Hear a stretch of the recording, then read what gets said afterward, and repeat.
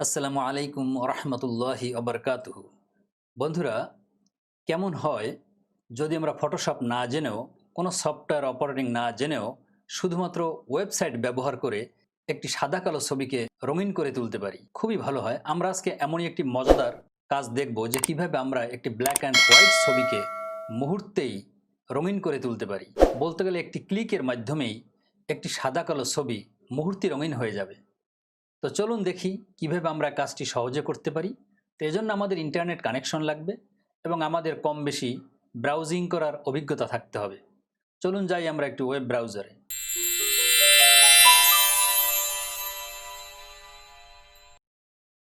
আমরা চলে এসেছি কম্পিউটার স্ক্রিনে। আমি একটি ওয়েব ব্রাউজার ওপেন করে নিলাম।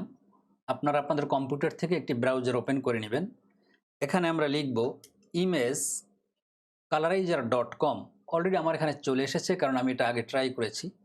imagecolorizer.com লিখে আপনি এন্টার করুন। তাহলে এরকম একটি ইন্টারফেস আমাদের সামনে চলে আসবে। এই ইন্টারফেসে আপনি দেখতে পাচ্ছেন যেখানে লেখা রয়েছে যে ক্লিক অর ড্রপ ফাইলস।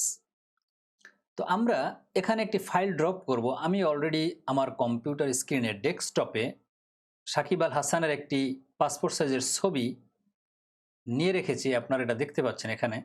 তো আমি এখন এই ছবিটিকে এখান থেকে এখানে ড্রপ করলাম। দেখুন এখানে লেখা দেখা যাচ্ছে যে ছবিটির ওয়েট কত, 68 কিলোবাইট। তো এখানে লেখা আছে less than 5 MB and 3000 into 3000 support JPG, JPEG and PNG. অর্থাৎ 5 MBর নিচে আমাদের ফাইলটা হতে হবে, সাপোর্ট করবে জেপিজি, জেপ্যাগ এবং পিএনজি। তো আমাদের ছবিটা তার চেয়ে ছোট আছে, 5 MBর অনেক ছোট রয়েছে। তো আমরা এখন স্টার্টে ক্লিক করি। আপলোডিং হচ্ছে, প্রোগ্রেসিং হচ্ছে, আমরা দেখতে পাচ্ছি। ব্যাস, ডাউনলোড এমন একটি বাটন আপনার সামনে চলে আসবে যে ডাউনলোড বাটনে আমরা ক্লিক করি। এই যে ছবিটি কালারাইজ হয়ে গেল কত অল্প সময়ের ভিতরে। আমরা এখন রাইট বাটনে ক্লিক করি। রাইট বাটনে ক্লিক করলে এখানে যে অপশন আসবে এখান থেকে আপনি সেভ ইমেজ অ্যাজ, এইটা ক্লিক করে আপনি ডেস্কটপ দেখিয়ে দেন লোকেশন কোথায় আপনি সেভ করতে চান। তা আমি এখানে লিখে দিই যে সাকিব আল হাসান কালার, অথবা সিএল আর এরকম একটা শব্দ লিখে দিলাম বোঝার সুবিধার জন্য, দেন সেভ। তো এটা ডেস্কটপে সেভ হয়ে গেল। আমি ডেস্কটপে একটু দূরে সেভ হলো, আমি স্ক্রিনের ভিতরে নিয়ে আসি। এই যে সাকিব আল হাসান। তো দেখুন কত সহজেই আমরা এই যে আমাদের যে ছবিটি ছিল এরকম ব্ল্যাক অ্যান্ড হোয়াইট ছবিটি ছিল, আমরা এটিকে কালারফুল করে তুললাম, কালারাইজ করে ফেললাম খুব সহজেই। আমরা একটু ক্লোজ করে নিয়ে আসি, এরপর আমরা দেখি যে কেমন হলো। এই যে দেখুন, আমার কাছে তো ভালোই লাগছে যে এরকম আপনাদের আমাদের যাদের ছবিগুলো ব্ল্যাক অ্যান্ড হোয়াইট রয়েছে, আমরা ফটোশপ জানি না, ইলাস্ট্রেটর জানি না, অথবা কোনো সফটওয়্যার জানি না, তারা অনলাইনে এসে মুহূর্তে আমাদের ছবি এরকম কালারফুল করে তুলতে পারি।